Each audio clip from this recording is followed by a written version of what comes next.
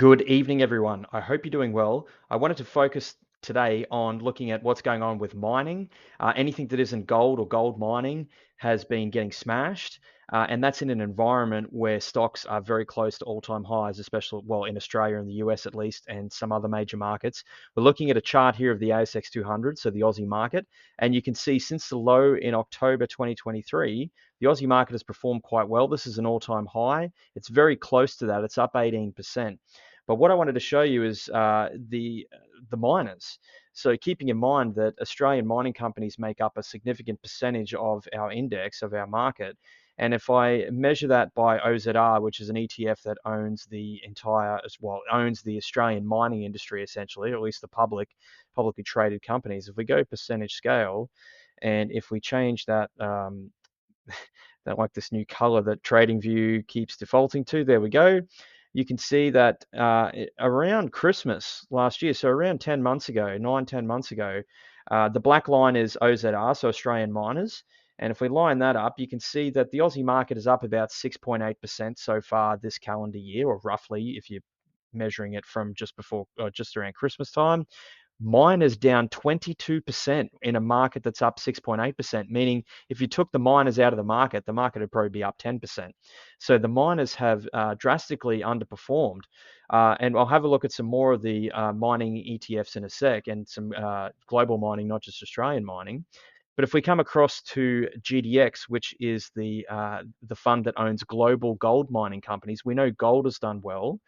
And if we have a look at since the low in February, I'm going to show you how much the global gold miners have gone up. So on the 28th or 29th of February, since then they've come off a bit from the highs, but they're still up 36%. So over the last sort of 7 months or so, gold miners did go up 45%, and they're still up 36%. While regular mining, or at least Australian mining, and I'll show you some other international ones that have done even worse.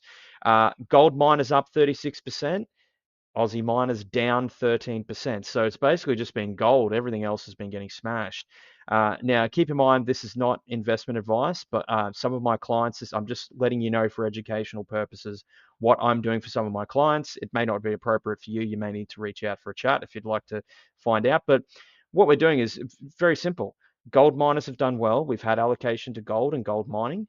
And it makes sense to me to be selling the miners that have done well and buying now the miners that are doing poorly. So switching out of gold mining and into regular mining for an appropriate allocation. For me and my clients, that's depending on the person's account. That could be between 5 to 15% allocated to global mining, and not just this one fund. We are buying many funds.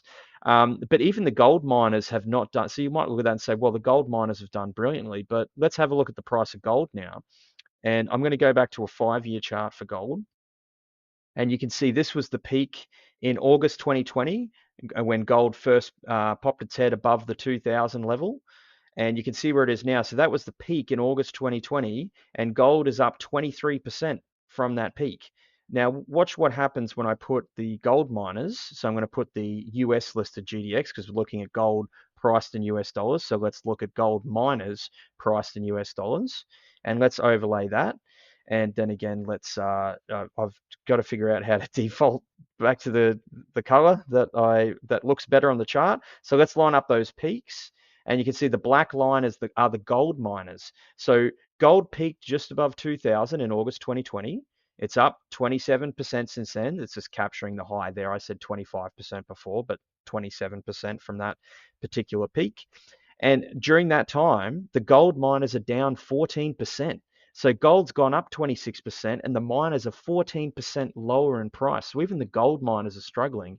And that's a sign that gold miners can be very risky, and why I generally advise my clients to, if we have, say, 15 to 20% allocated to precious metals, when gold performs well, take the riskiest thing off the table first, sell the miners. Holding the metal itself is probably a bit safer. I've advocated that for years, and I would argue that yeah, look at the charts, look at the performance. It just shows mining is under heavy pressure, and it's just the gold miners have done less poorly because, well, and had periods of time where they've done well because the gold price continues to hit record highs.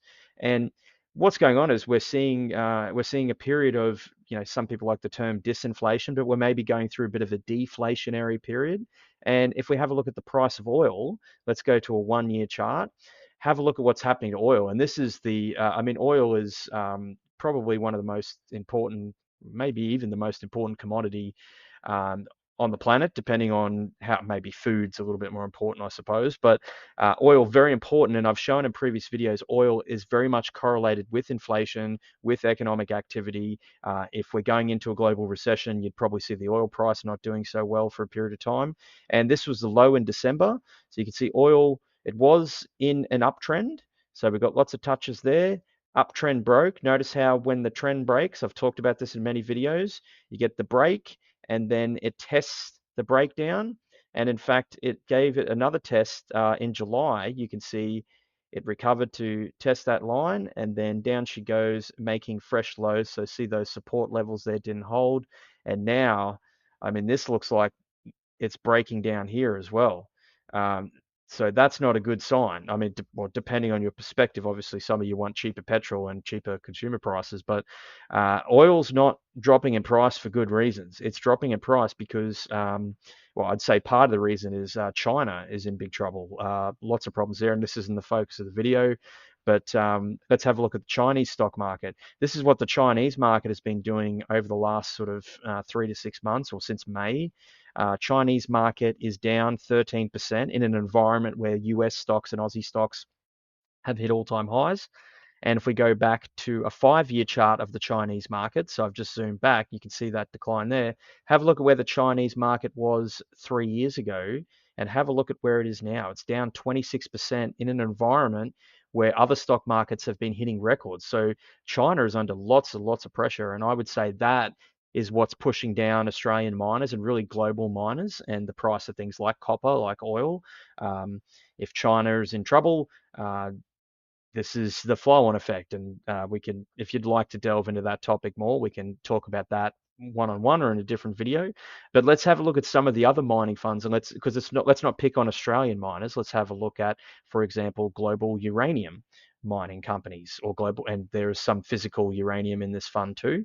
You can see uranium miners as an industry in May this year peaked, and they've gone down 36% in June, July, August, September. What, 5 months or so? Less than 5 months. Uh, that's a pretty significant decline. Let's have a look at this fund, Wire. So Wire is a fund that owns global copper mining companies. Now, obviously, some of these companies would mine other things than copper, but they're trying to own companies that are focused on mining copper. And you can see they had the big run up with gold earlier in, well, to kick off 2024. They peaked as well in May.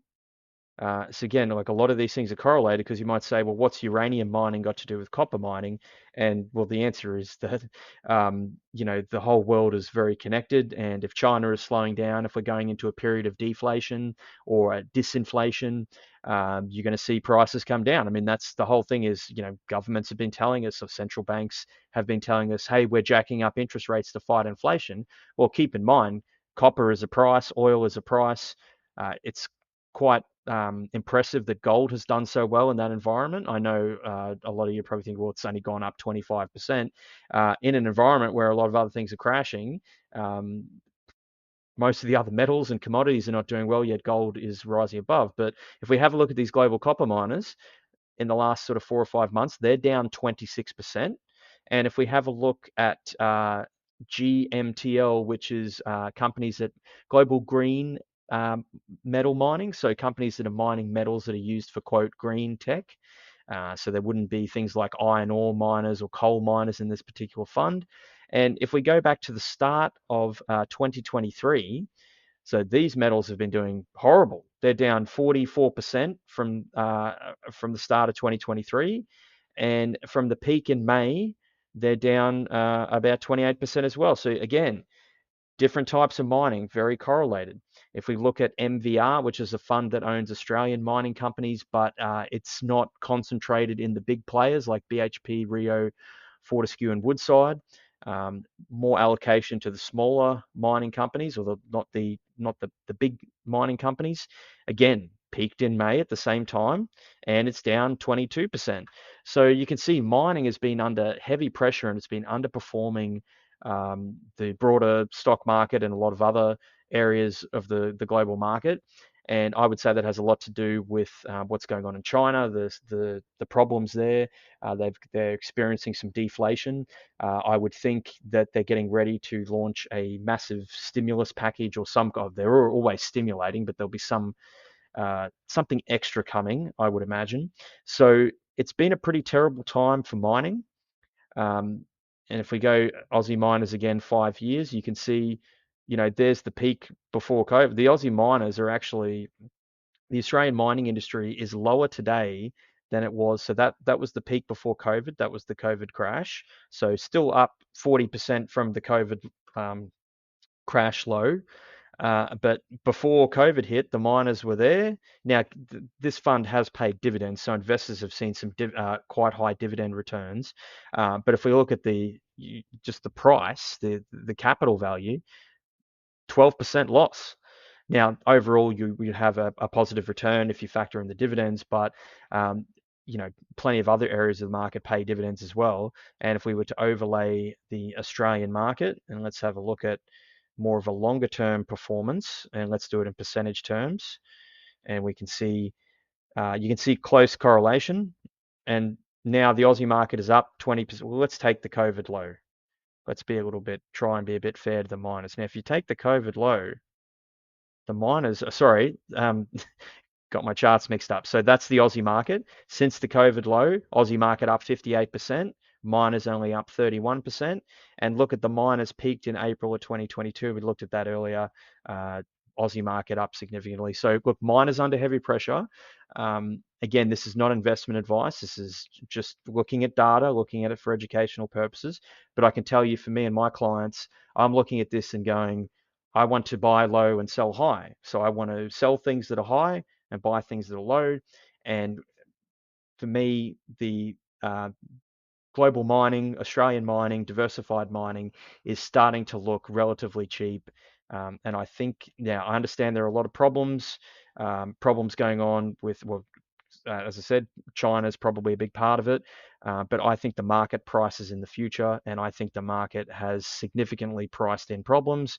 And again, if we have a look at this OZR, this Australian mining ETF, we've got some of my favorite charting signals. We can see positive divergence on the momentum indicators. I mean, this has been playing out for quite some time. This is a sharp downtrend. I don't know about that spike high there. That looks a little bit abnormal. I would say that is the trend. I don't know how much longer this can go on for. I would say this is probably a little bit overdone. I am starting to buy for clients, or have been buying little bits for clients on the way down. So it's probably a little bit early to be getting in. There's no clear buy signal yet, but what the momentum indicators are telling me is that this sell-off is getting a little bit extreme, and maybe there's more to come. But you're never going to catch the lows. You've got to, like for me and my clients, we've got to start nibbling at these things. We want to be invested in areas that are underpriced. So anyway, I hope I won't delve too much into other markets. Hopefully that's a little bit of a good summary, good comparison of what's going on. And of course, the gold price is probably going up for not so great reasons. I mean, the fact that all the other metals, or not all of them, but generally most of the bigger metals mining uh, assets or stocks we can look at, they've all been getting smashed, and gold is sort of doing the opposite. It's been going up. So I think that shows a lot of relative strength in gold, and gold is probably sounding the alarm bell and telling you that there are a lot of things wrong in the world at the moment. So thank you for listening. If you want to delve into these issues deeper, or potentially look at getting some advice, please do reach out, and have a great rest of the week. Thank you.